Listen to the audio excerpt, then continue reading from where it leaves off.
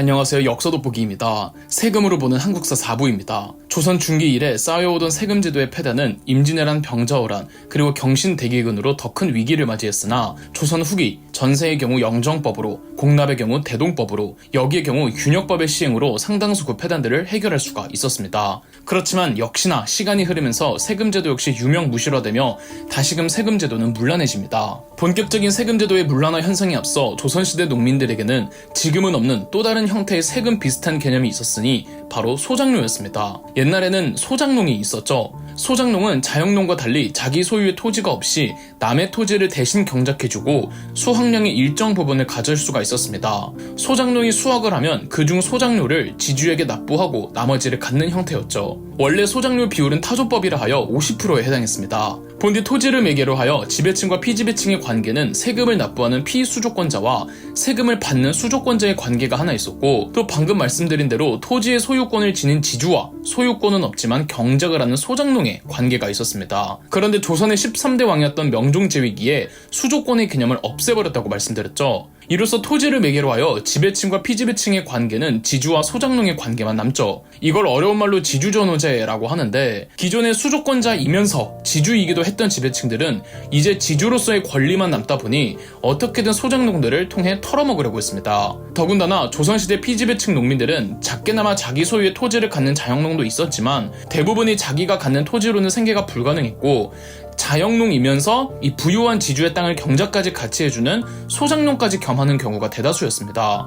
소장료는 무조건 수확량의 절반으로 정해져 있었기 때문에 지주들은 수확량을 늘리려면 소장료를 압박했습니다. 이러니 조선 중기 이래 점점 소장농들의 부담이 커져만 가고 있었습니다. 조선 후기에는 소장농들의 이러한 부담을 줄이고자 타조법에서 도조법으로 소장료 납부 방식을 바꿉니다. 타조법은 수확량의 절반에 해당하는 비율로 내는 법이었지만, 도조법은 수확량이 얼마든 간에 납부해야 하는 소장료를 미리 정해두는 정액제 방식이었죠. 보통 도조법에 의한 소장료 시세는 수확량의 약 3분의 1 정도였다고 합니다. 이제 세금 제도를 다시 보자면 조선 후기, 조선 내 북랑들 간의 극심한 분쟁으로 인해 세금 제도는 제대로 관리되지 않고 있었습니다. 우선 세금의 가장 큰 비율인 전세의 경우 영정법으로 토지 1결당 세금 4도로 한정하여 일시적이나마 전세의 부담이 줄기는 했지만, 시간이 지나면서 결작, 운송료, 수수료 등 각종 명목의 잡세들이 눈덩이처럼 불어나고 있었습니다. 그러니까 농민들은 소장농으로서 소장료의 부담도 있었고, 자영농으로서 세금의 부담도 짊어져야 했고, 악덕 지주들은 때로 소장농들에게 세금의 부담을 전가하는 경우도 있었습니다. 박납의 폐단을 해결하며 공납제를 대신하여 나타난 대동법 역시 18세기쯤 되면 악용되고 있었습니다. 대동법은 토지 1개당 12도를 납부해야 하는데 점차 상납해야 하는 곡식의 양이 법을 무시하고 점점 늘어나고 있었죠. 지주들이 대동법으로 납부해야 하는 곡식을 소장농들에게 전가하기도 했으며, 대동법으로 공납을 대체하였어도 여전히 왕실에서는 각 지방별 특산물을 수급할 필요성이 있었기에 특산물 수취가 완전히 없어진 것도 아니었습니다. 더군다나 조선 후기에는 또 다른 농업의 변화가 생기니 이양법의 발달로 농업 생산력이 비약적으로 발전합니다. 이러니 기존 자급자족의 경제체제에서 벗어나 잉여 생산물을 시장에 내다 팔고, 시간이 지나면 잉여 생산물이 아니라 아예 시장에 내다 팔 목적으로 상품 작물을 재배해 팔면서 갑부가 되는 농민들이 생겨나기 시작합니다. 이러한 서민갑부 대지주들은 그들의 막대한 재산으로 토지를 더욱 사들이면서 광작을 행했죠. 그럼 농민들에게 좋은 거 아니냐고요? 광작까지 가능한 서민갑부 대지주들은 정말 극소수에 불과했고, 대부분의 농민들 입장에서는 그들을 수탈하는 집단이 하나 더 생겨난 겁니다. 땅 뺏기는 경우가 비일비재했고요. 그래서 오히려 농민들의 삶은 더 피폐해져 갔죠. 결국 세금도 소장료도 납부하지 못할 정도로 가난해진 농민들은 토지를 떠나 걸식하며 돌아다니는 유랑민 혹은 화전민으로 전락합니다. 조선 전기에서 중기 때도 유랑민, 화전민들이 없던 건 아니었지만 조선 후기만큼 많은 적은 없었죠. 혹은 대도시로 가서 무슨 일이든 막노동이라도 하며 생계를 유지하는 이임 노동자의 수가 굉장히 많아지는데, 역시 일자리가 많지는 않았고 그들의 운명은 결국은 유랑민이었습니다. 이러한 토지로 인한 세금 수취의 폐단, 즉 전세의 폐단이 극에 달했던 시기가 세도정치기였습니다.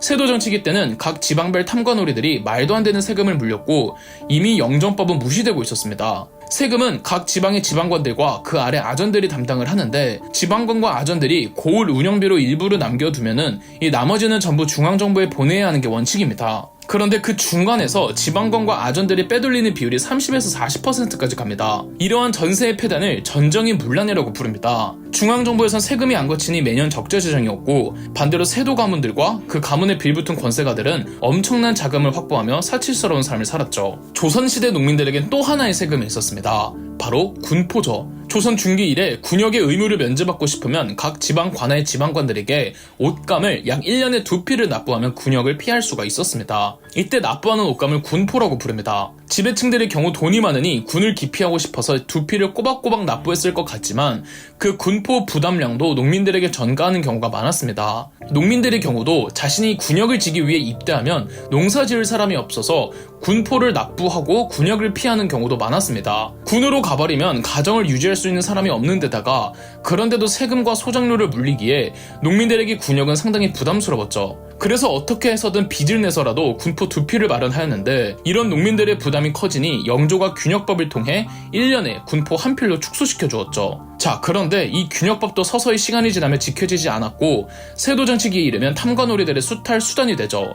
세도 정치기 때 지방관들 대다수가 안동김 씨에게 뇌물을 바치고 얻은 관직이었던지라 그 뇌물을 메꾸기 위해서 백성들 수탈에 혈안이 되어 있었습니다. 군포는 어쨌든 군역을 피하는 대가이기 때문에 오로지 15세에서 60세 남성들에게만 해당이 되어야 합니다. 그런데 이 포를 15세 이하의 어린 아이들, 60세 이상의 노인들에게까지 포를 물렸습니다. 심지어 죽은 사람에게까지 세금을 물렸고 만약 이웃이나 먼 친척 중에 도망가는 사람이 생기면 그 도망간 사람의 세금량까지 백성들은 부담해야 했죠. 이걸 군정의 문란이라고 하죠. 군포는 남성에게만 적용되었기에 군포의 부담을 피하고자 남성들의 경우 스스로 성기를 자르는 경우도 있었습니다. 조선 후기 농민들을 괴롭혔던 게 또 남아있으니 바로 환곡이었습니다. 환곡은 수확량이 적은 해에 농민들에게 저이자로 곡식을 대출해주는 제도였는데 세도 정치기가 되면 각 지방의 수령들과 아전들은 강제로 농민들에게 곡식을 대출해주고 엄청난 고이자를 적용해 수탈해가며 환곡은 고리대금화가 되고 말았습니다. 전정의 문란, 군정의 문란, 환정의 문란 세 가지를 합해서 삼정의 문란이라고 하고 있습니다. 특히 세도 정치기에 삼정의 문란은 대단히 심각한 문제였고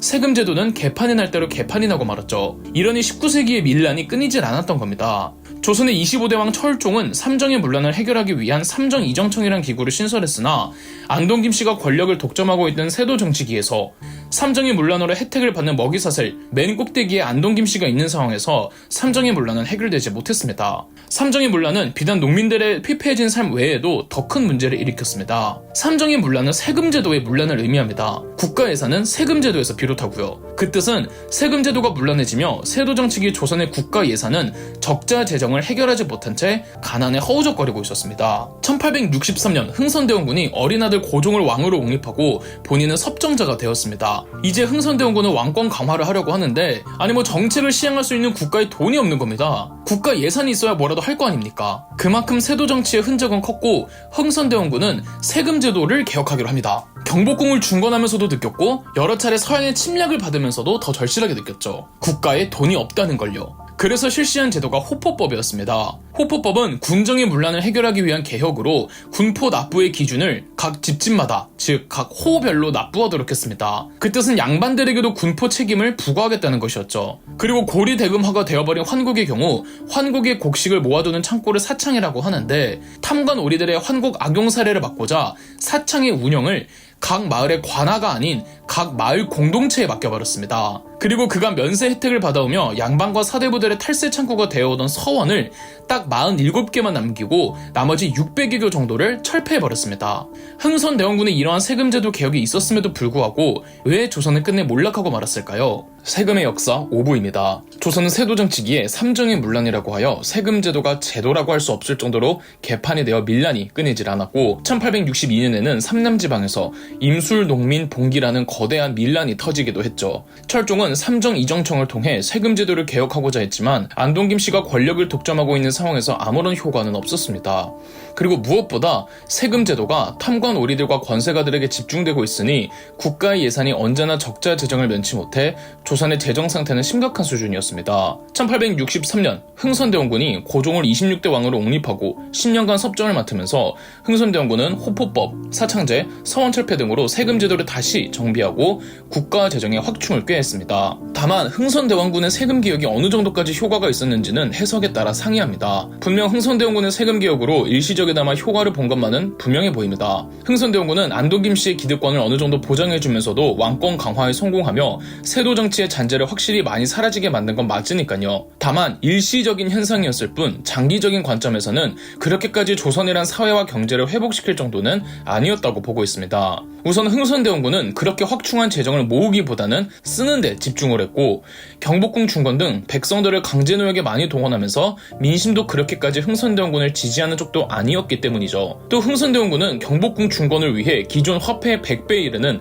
당백전이라는 화폐를 유통시키면서 조선에는 극심한 인플레이션이 일어나고 말았죠. 그리고 흥선대원군의 섭정은 10년 만에 끝나면서 명성황후를 주도로 여흥 민씨의 새로운 세도 정치가 시작했고 지난 흥선대원군의 모든 정책들이 부정되었죠. 아울러 흥선대원군의 세금 개혁은 근본적인 조선의 세금 제도를 뜯어고치는 게 아닌 자신의 권력 유지를 위한 수단에 머물렀다는 한계가 있었다고 평가를 받고 있습니다. 조선은 세도 정치 이래 단 한 번도 국가 재정이 흑자였던 적이 없었습니다. 언제나 적자 재정에 허우적거렸죠. 그렇게 안정적이지 못한 예산을 바탕으로 조선은 개항을 통해 근대화 개혁에 착수하니 분명히 한계가 존재할 수밖에 없었으며 청나라나 일본과 다르게 무슨 근대화 개혁을 해도 깨작하는 수준에서 머물렀죠. 당시 조선의 2년치 세입으로 1년치 세출을 커버하지 못할 정도였습니다. 심각한 적자 재정으로 군인들에게조차 월급이 제대로 지급되지 못했으며 그런 와중에 신식군대 별기군을 만들겠다고 예산을 더 퍼붓고 기존의 5군영은 통폐합시켜버리니 기존의 구식군인들은 불만을 품을 수밖에 없었던 겁니다. 조선 조정의 젊은 개화파들은 온건과 급진으로 나뉘었습니다. 이 중 온건 개화파는 명성황후와 함께 친청 외교 노선을 지향했는데 친일 외교 노선을 지향했던 급진 개화파들은 이에 불만을 품고 있었습니다. 급진 개화파들은 그들이 꿈꾸는 세상이 있는데 명성황후를 비롯한 여흥 민씨의 세력 그리고 온건 개화파로 인해 그들의 정치개혁이 가로막히고 있다는 생각을 품고 있었죠. 하지만 그들도 알고 있었습니다. 아무리 그들이 원하는 정치개혁을 단행하려고 해도 국가에 돈이 없다는 걸요. 그래서 급진 개화파를 이끌고 있던 김옥규는 일본을 통해 차관을 도입하려고 했습니다. 외국의 차관으로 조선의 적자 예산을 메우려고 했던 거죠. 단 김옥규는 차관 도입에 실패했고 본인의 입지가 좁아지자 박영효, 홍영식, 서재필 등과 함께 1884년 쿠데타를 일으킵니다. 이 사건이 갑신전변이죠. 고종과 명성황후를 인질로 삼은 급진개화파들은 14개조 정강이라 하여 14개의 근대적 서구화 개혁안을 강요했는데 이 중 하나가 지조법 개혁이었습니다. 지조법은 세금 제도를 말합니다. 비록 중간에 흥선대원군의 호포법이란 개혁이 있었으나 아직도 조선은 세도 정치 이래 제멋대로 작동하는 세금 제도를 근본적으로 정비하지 못하고 있었거든요. 따라서 아직도 탐관놀이들이 각 지방별로 존재하고 있었고 지방별 탐관놀이들을 강력하게 처벌하여 세금이 중간에 새는 일이 없도록 국가 재정을 튼실하게 만들자는 취지였죠. 지조법 개혁은 과거 일본이 메이지 유신 때 시행했던 개혁 중 하나로 이 메이지 유신의 지조법 개정에 영향을 받은 것이었습니다. 급진 개화파들이 주장했던 세금 개혁은 토지의 비옥도를 등급화하고 지가 즉 토지의 가격에 따라 일정 세율을 법적으로 정해서 해당 세율에 맞게끔 세금을 수취하고 이 세율을 넘어서 백성들에게 과세하는 지방권들을 엄밀히 벌하자는 내용이었죠. 취지 자체만 봤을 때는 나쁠 게 없어 보이죠. 하지만 갑신정변 당시 급진 개화파들의 세금 개혁은 실제 농민의 삶에 대해서는 어렴풋이만 알고 있는 엘리트 지식인들 머리에서나 나올 법한 개혁 내용이었습니다. 그리고 갑신정변 역시 3.1천하로 끝나면서 세금제도 개혁도 물 건너 가버렸죠. 그 때문에 조선 조정의 예산은 회복되지 못했습니다. 그나마 세입의 가장 큰 역할을 하던 것이 관세였습니다. 개화를 하며 서양의 여러 국가들과 근대적 조약을 체결하면서 무역이 활성화되니 관세 수입이 꽤 컸는데 그래서 여러 열강들은 약한 조선과 근대적 조약을 체결할 때 관세를 낮추거나 관세를 장악하기 위한 조건을 꼭 내걸었습니다. 각 항구에 있던 세무사도 그 실무진에 꼭 외국인들을 껴넣어 조선의 경제적 이권을 야금야금 먹어가려고 했고 이에 대해 무지했던 조선 정부는 그렇게 경제적 이권을 조금씩 거저 넘겨주고 있었죠. 1894년 조선에선 동학농민운동이 일어났습니다. 동학창의군은 전주성에 무혈입성하며 전라도 전체를 장악했는데요. 조선 관군만의 힘으로는 동학창의군을 진압하지 못하자 고종과 명성황후는 청나라에 지원 요청을 했고 청나라군이 조선으로 파병오자 일본도 일본군을 조선으로 보냈습니다. 외국군이 들어온다는 소식에 동학창의군은 조선의 조정과 타협하여 개혁을 약속받는 대가로 자체 해산하기로 했죠. 이 약속을 전주화약이라고 하는데 전봉준 등 동학창의군이 내놓은 개혁안을 12개조 패정개혁안이라고 합니다. 12개조 패전개혁안에는 물론 세금제도를 개혁하라는 요구가 있기는 했지만 동학 세력이 요구한 세금제도 개혁은 그저 쓸데없는 잡 명목의 잡세들을 폐지해달라는 것밖에 없었습니다. 동학 세력은 그보다 더 근본적인 해결책을 요구했으니 바로 토지제도의 개혁이었습니다. 이게 민심의 지지를 받지 못한 급진개혁파의 갑신정변과 민심의 지지를 압도적으로 받은 동학농민운동의 차이점입니다. 단순히 이 급진개혁파가 지식인들이 주도했다고 해서 민심의 지지를 못 받은 것도 아니고 단순히 동학농민운동이 농민 스스로 일으킨 사건이었다고 민심의 지지를 받은 게 아니었습니다. 갑신정변을 일으켰던 급진개혁파들의 14개조 정강에는 토지제도에 대한 언급이 없었고 오로지 세금제도 개혁만 있었습니다.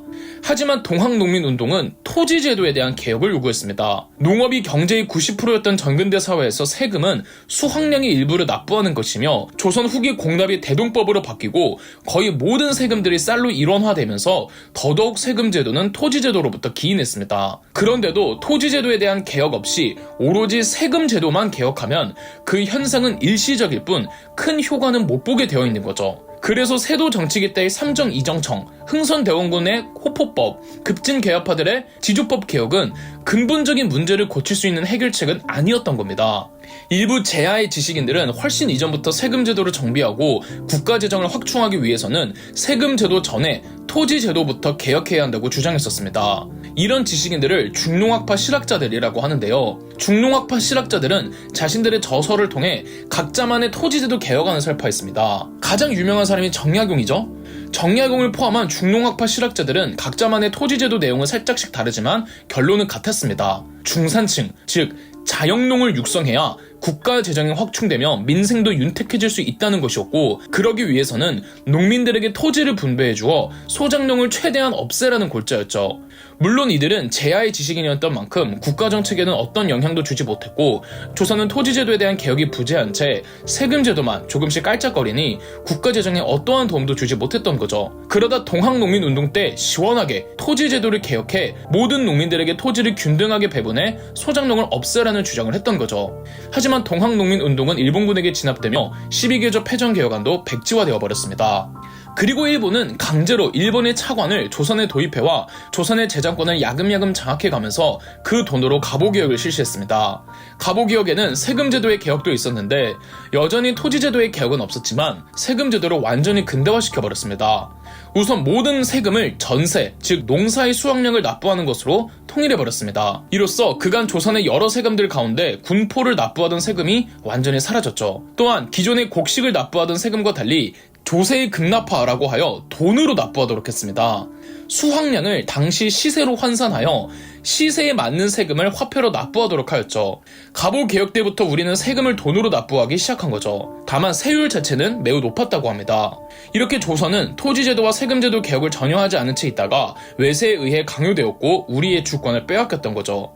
하지만 일본도 알고 있었습니다. 아직 산업화가 되지 않은 나라에서 세금제도 근대화만으로는 부족하다고 토지를 장악하는 것이 중요하다고 말이죠. 그래서 실시한 것이 바로 일제강점기가 시작하자마자 시행되었던 토지조사 사업이었죠. 일제강점기의 세금제도 6부에서 계속됩니다. 우리 조선은 세도정치 이래 문란한 세금제도가 정비되지를 못했고 세금제도의 근본적인 문제였던 토지제도에 대해 아무런 개혁을 하지 않다가 세금제도만 깔짝거리는 바람에 조선의 국가에서는 언제나 적자 재정을 면치 못하는 심각한 수준이었습니다.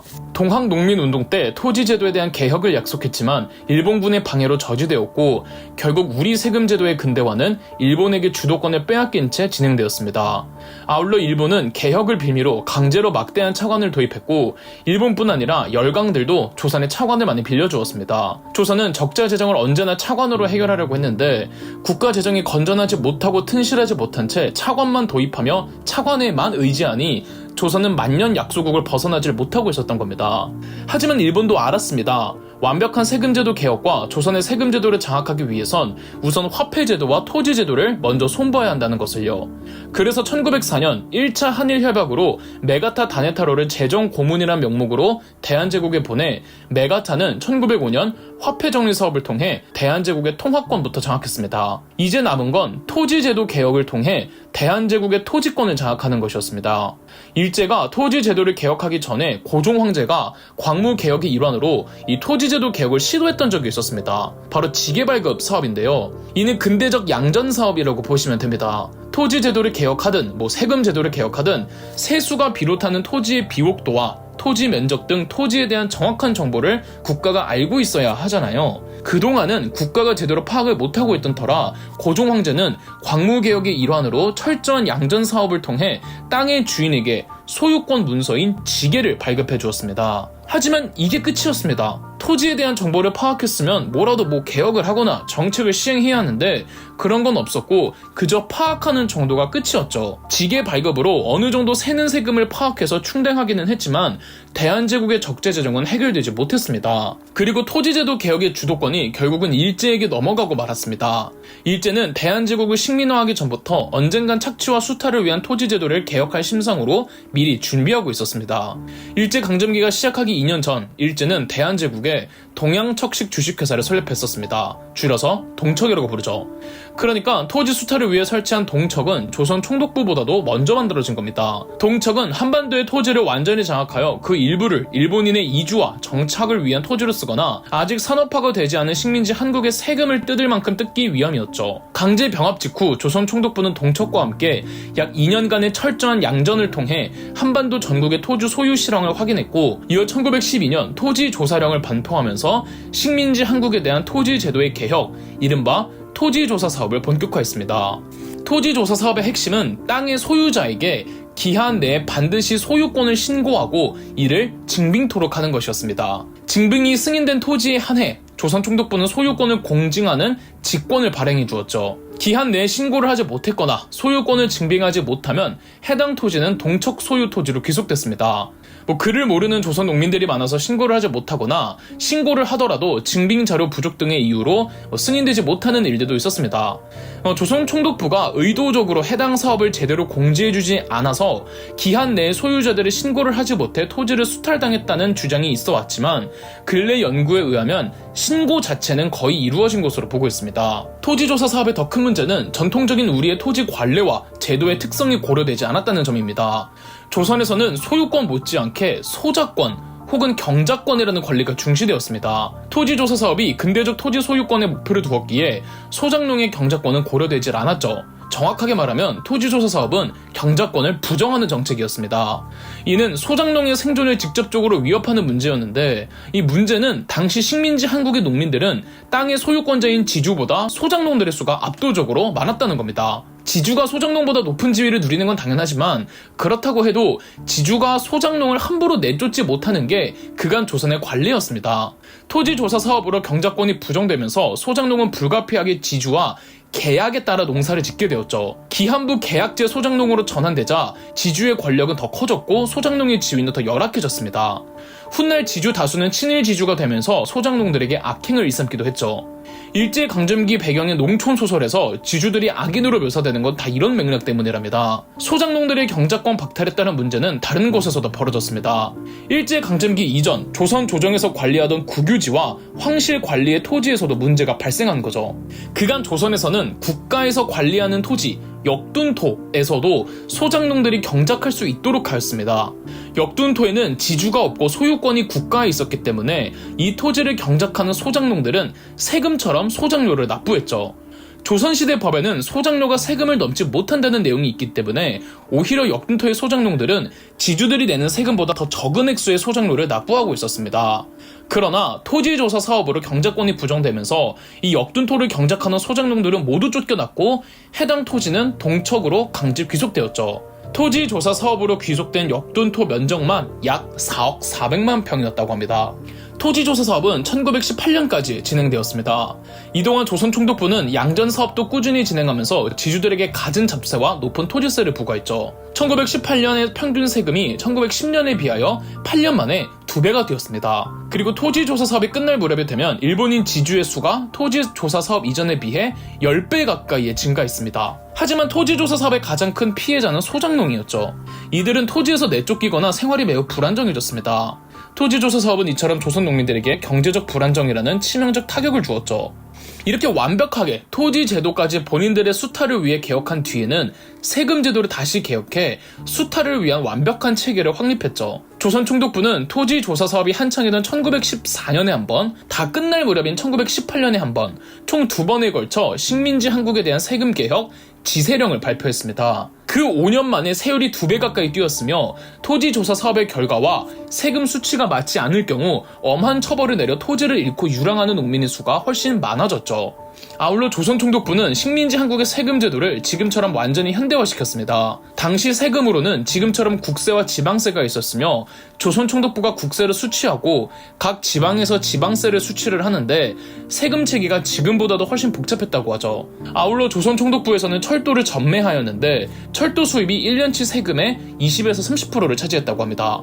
일제의 세금 수탈이 얼마나 악독했느냐면 일제강점기 초기랑 거의 끝날 무렵 조세액을 보면은 약 30년 동안 42배가 넘었다고 합니다.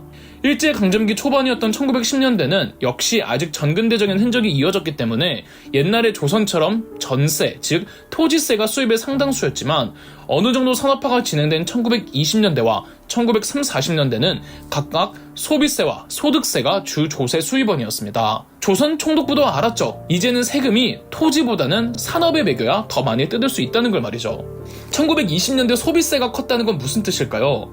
소비세는 일반 서민들에게 부담이 큰 것입니다. 문화 통치를 시작하며 친일파를 육성하려고 했던 조선 총독부가 세금 면에서도 분자와 빈자를 갈라치기 위해서 우리 민족을 분열시키려던 의도가 있었던 겁니다.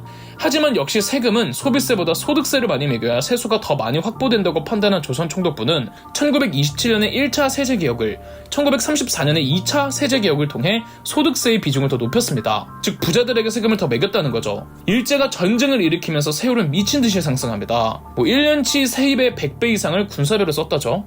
일제강점기 때 우리나라에 대한 일제의 근대화가 얼마나 빛 좋은 개살구였는지는 조선 총독부의 세출 품목만 봐도 알 수가 있습니다. 우선 교육비나 사회사업비에는 거의 돈을 쓰지 않았고 경찰, 감옥, 재판 비용만 세출의 12%였고 혹은 토목공사비와 일본인 사업가들에 대한 보조비 비중이 대부분이었습니다.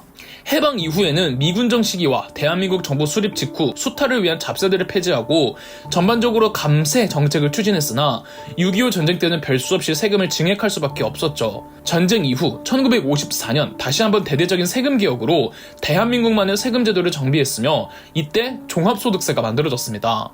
6.25 전쟁 이후 세금 제도가 별 무리 없이 잘 진행되었던 건 역시 6.25 전쟁 직전 이승만 정부의 농지개혁으로 토지제도 개혁이 선행되었기 덕분이었습니다. 이후 세금 제도는 시대에 맞게 또 새로운 기술의 등장에 맞추어 세금 제도가 수정되어 오다가 지금에 이르렀죠. 여러분은 세금으로 한국사를 다시 한번 살펴보시면서 어떤 생각이 드셨나요? 앞으로도 한국사를 접하실 때 토지와 세금의 관점으로 역사적 사건과 시대 상황을 해석해 보시면 또 안 보이던 것들이 보이실 겁니다. 그럼 역사돋보기였습니다. 저희 역사돋보기가 멤버십 가입을 시작했습니다. 멤버십 가입을 해주신 분들 덕분에 영상 제작에 큰 도움이 되고 있습니다. 감사합니다. 영상 재미있으셨다면 구독과 좋아요, 알림 설정까지 해주시면 감사드리겠습니다.